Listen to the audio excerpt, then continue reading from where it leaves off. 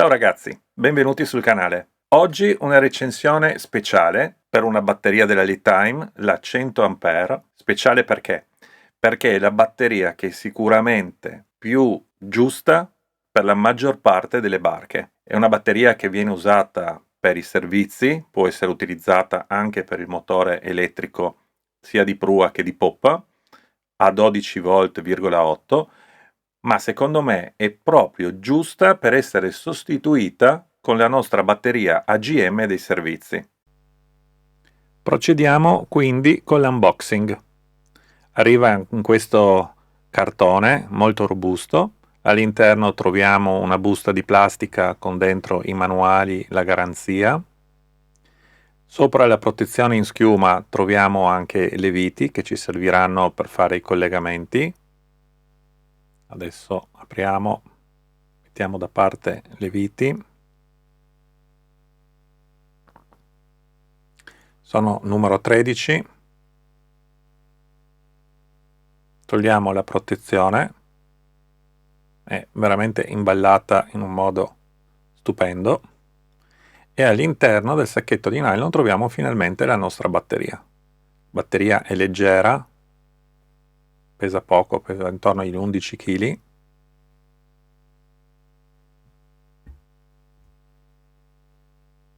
Ed è pronta per essere installata a bordo. I vantaggi delle litio rispetto alle AGM ormai dovreste già conoscerli, però facciamo un recap. Abbiamo il peso, che sicuramente è molto inferiore rispetto alle batterie AGM, la capacità utilizzabile della batteria.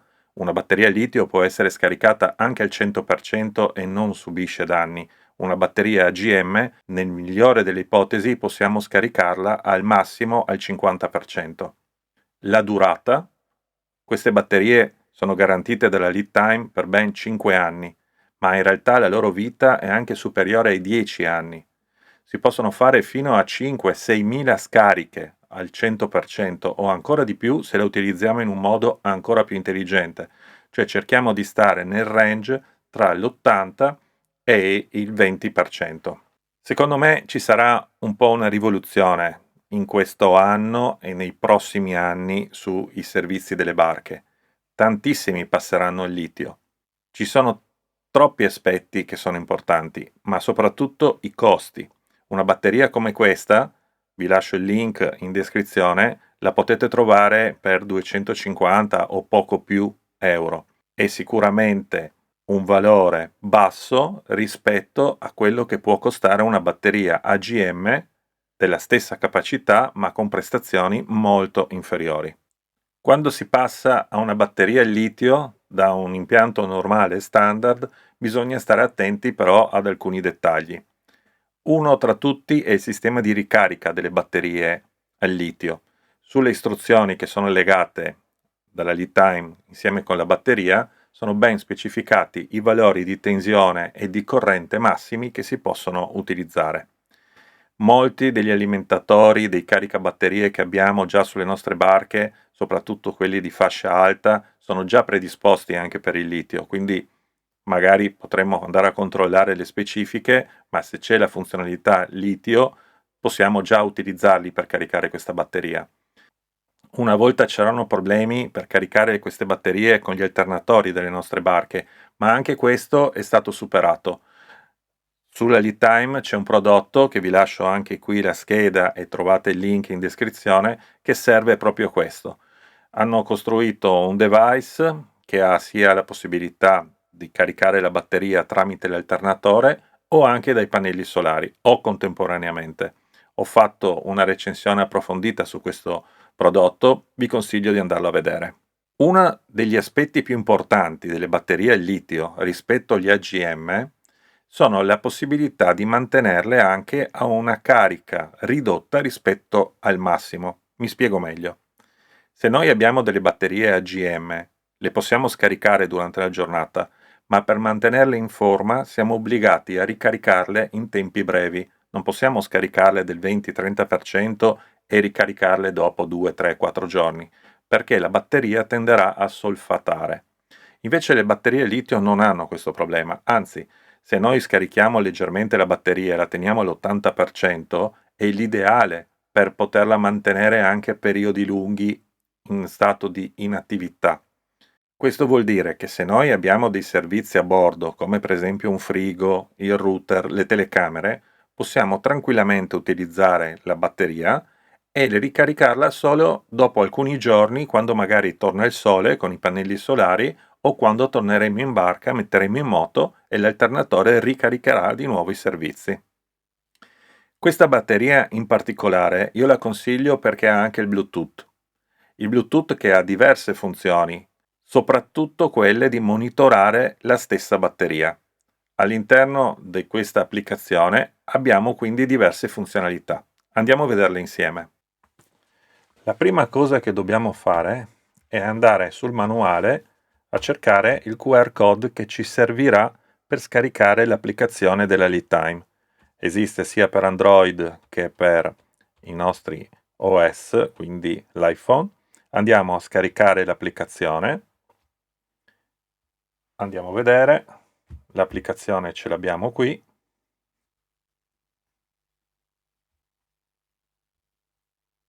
Eccola qua. Io qui la batteria l'ho già collegata, infatti si è immediatamente collegata col Bluetooth, ma posso, se dovessi aggiungere un'altra batteria, schiacciare questo più. Qui c'è la funzione di scanning del codice, oppure cercare il Bluetooth della batteria. Con il scanning del codice si fa subito perché la batteria ha un altro QR code che permette di essere riconosciuta immediatamente dal nostro programma. Il programma è tutto in italiano, quindi non ci sono nessun tipo di problema di comprensione, non dobbiamo neanche cambiare lingua, viene installato direttamente in italiano. Quindi questa è la mia batteria, la vado a selezionare e ho immediatamente tutti i dati utili di questa batteria. Il SOC, che è praticamente la carica della batteria, adesso è in stand-by ed è piena, non è collegata a nulla. La potenza che sto o inserendo nella batteria o prelevando dalla batteria, la corrente in uscita, la tensione e la capacità rimanente. Ho ancora 3 funzioni qui dove si parla del bilanciamento. Il bilanciamento in questo momento è perfetto sulla batteria, non ho nessun tipo di problema. Mi controlla lo stato delle celle, anche in questo caso la batteria è a posto. E dopo il funzionamento in generale del BMS. Anche questo è tutto ok. Quindi con questa semplice app possiamo tenere sotto controllo la nostra batteria e vedere che tutto sia in ordine. Per me questa è una funzione importante. Ci sono altri dispositivi che si possono mettere anche esternamente alla batteria, come lo shunt, che ci permette di controllare comunque la potenza, la tensione, la corrente e la capacità residua, ma non avremmo il controllo del BMS, che sono queste 3 funzioni qui sotto, perché il BMS è interno alla batteria, quindi ci posso accedere solo tramite il Bluetooth, se è disponibile. Sulle batterie di capacità superiore, la 200-280 A, non c'è la disponibilità del Bluetooth, quindi il BMS rimane interno. Diamo un'occhiata ancora a cosa troviamo in questo piccolo manuale. Le caratteristiche principali della batteria. Questa batteria può essere scaricata a 100 A continui e ha una potenza nominale interna di 1280 Wh. Qui ci sono tutte le istruzioni di sicurezza e qua inizia il vero e proprio manuale. Tutti i dati, le caratteristiche della batteria e andiamo a vedere alcune voci che per noi possono essere importanti. Se abbiamo un caricabatterie o un controller solare già a bordo, dobbiamo tener conto che deve essere in grado di avere un'uscita di 14.4 più o meno 0,2 volt che servono per la ricarica, per arrivare al 100% della batteria. La carica consentita consigliata è 0,2C. Questo cosa vuol dire? Il 0,2 della capacità della batteria. In questo caso abbiamo una batteria da 100 A, quindi 20 A. La carica massima che si può fare su questa batteria è di 100 Ah. La discarica massima è sempre 100 A. Se noi sforiamo questi valori, il BMS entrerà in protezione. Nel caso della discarica, visto che noi potremmo avere degli utilizzatori che consumano di più di 100 A nello spunto, motori importanti come i Vericelli, come Botraster, possiamo avere comunque anche un picco di corrente di 500 A per massimo un secondo, prima che il BMS si attivi e vada a staccare la corrente. La potenza in uscita continua è comunque garantita a 1280 watt. Qui ho tutte le dimensioni, ma c'è una voce che vi voglio far notare. Qua vedete che c'è scritto la forza sui terminali raccomandata e ci sono dei valori da 12 a 14 newton. Questo è un parametro molto importante che spesso non viene preso in considerazione, ma noi quando andiamo a fissare i capi corda sulla nostra batteria dobbiamo cercare di stringerli nel modo corretto, che non devono essere quindi né troppo stretti perché rischiamo di rompere il connettore della batteria, ma neppure troppo laschi, perché se no ci sarà un cattivo passaggio di corrente e soprattutto quando andiamo a fare delle scariche profonde con delle correnti elevate o delle cariche anche con correnti elevate, vedi per esempio dell'alternatore, un cattivo contatto farà scaldare il connettore e anche il nostro cavo. È una cosa che non deve essere sottovalutata, è una cosa importante. Quindi cercate di procurarvi una chiave dinanometrica o, se non altro, ricordatevi di stringere bene quelle viti e magari una volta ogni 6 mesi, una volta all'anno, andate anche a controllarle, che non ci siano le scate, perché questo può essere uno dei problemi che si hanno. In realtà non riguarda solo questa batteria, riguarda anche le batterie al piombo, però è un argomento un po' sottovalutato che io invece voglio mettere bene in evidenza.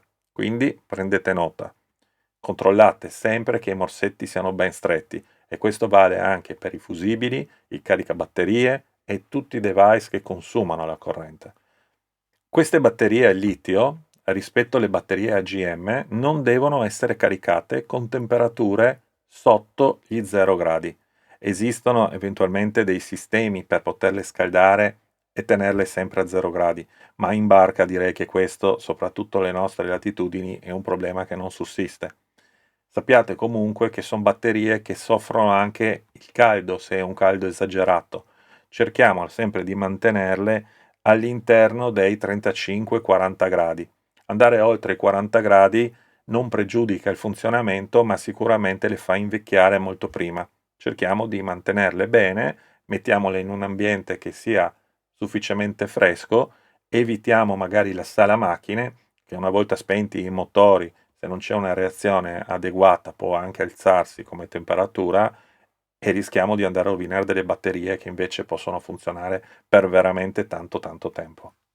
La Lead Time ha anche il suo caricabatterie dedicato a questo tipo di batterie che fa una carica da 0,2C, che è l'ideale, questo vuol dire 20 A. Troverete una recensione anche su questo caricabatterie sul mio canale se siete interessati. C'è la possibilità di comprare la batteria anche in packaging direttamente con questo caricabatterie. Qui abbiamo una spiegazione di come deve essere fatta la carica. Non preoccupatevi se l'abbiamo installata a bordo con il suo caricabatterie o con il suo DC-DC charger apposito, noi non dobbiamo regolare e preparare nulla, viene fatto tutto in automatico. Un'altra parte importante che consiglio di guardare bene del nostro manuale riguarda la sezione dei cavi. Qui abbiamo la capacità in ampere e che tipo di cavo dobbiamo utilizzare, sia con la scala AVG, che è la scala americana, sia in millimetri quadrati. Ecco, non dobbiamo scendere sotto queste misure se utilizziamo questi carichi che consumano questa potenza. Sul canale troverete più di un video dove spiego ancora meglio come si va a calcolare la sezione dei cavi, perché questa non è data solo dalla corrente nominale che deve passare sul cavo, ma anche della distanza in cui abbiamo i nostri utilizzatori, i nostri carichi. Quindi andate a guardarvi sul canale, metterò anche qui in descrizione il link per andare a trovare il video che parla di questo. Un'altra sezione di questo manuale sono le possibilità di connessione di questa batteria. Magari abbiamo bisogno di più energia, più ampere o più volt. Ci sono barche che hanno impianti a 24 volt. Beh, in questo caso vi consiglio di prendere la batteria direttamente a 24 volt, ma avete anche la possibilità di metterli in parallelo e quindi avere più batterie da 100 ampere una vicino all'altra collegate in un certo modo. Qui abbiamo la serie, possiamo arrivare fino a 48 volt, oppure il parallelo che manteniamo i 12,8 volt delle batterie, ma sommiamo gli ampere, quindi possiamo arrivare fino a 400 ampere con un carico anche continuo di 400 ampere. Questo è molto utile quando in barca abbiamo per esempio vericelli con delle potenze molto elevate, esistono vericelli anche da 3000 watt, ma anche boat thruster che sviluppano energie molto elevate, 3000 watt. Meglio sarebbe avere dispositivi che vanno a tensioni superiori, perché come ho già fatto anche su un altro video, vi ho già spiegato, la potenza determina gli ampere in funzione della tensione. Se io ho una batteria 12,8 che sto consumando 100 ampere, per avere la stessa potenza disponibile, la batteria a 24 volt bastano 50 ampere per avere la stessa uscita di potenza. In questa parte abbiamo la parte che riguarda la connessione delle batterie e qui abbiamo i vari schemi per poterle collegare serie o parallelo. Nel caso in cui il nostro BMS andasse in protezione, perché c'è qualche problema, abbiamo fatto un cortocircuito, uno dei nostri utilizzatori si è guastato, c'è stato un consumo abnorme o anomalo di corrente, esiste, oppure abbiamo scaricato anche troppo la batteria, quindi il BMS è intervenuto e ha staccato la batteria proprio per evitare di farla arrivare a zero, cosa che non deve succedere. Noi sul SOC possiamo arrivare a zero, ma questo vuol dire che non abbiamo consumato tutta l'energia della batteria. Il BMS stacca la batteria e per essere riattivata ovviamente deve essere caricata. Quindi lo possiamo fare o con il suo caricabatterie o un caricabatterie predisposto a dar fuori la tensione, oppure con i pannelli solari e il DC-DC converter. In tutti e due i casi, in questo modo riattiveremo il nostro BMS e la batteria ricomincerà immediatamente a funzionare. Questo ragazzi è tutto, spero che vi sia stato utile nella scelta della vostra prossima batteria dei servizi. Se avete domande o curiosità, non esitate, lasciate un commento sotto, vi risponderò sicuramente, sono a vostra disposizione. Alla prossima, ciao!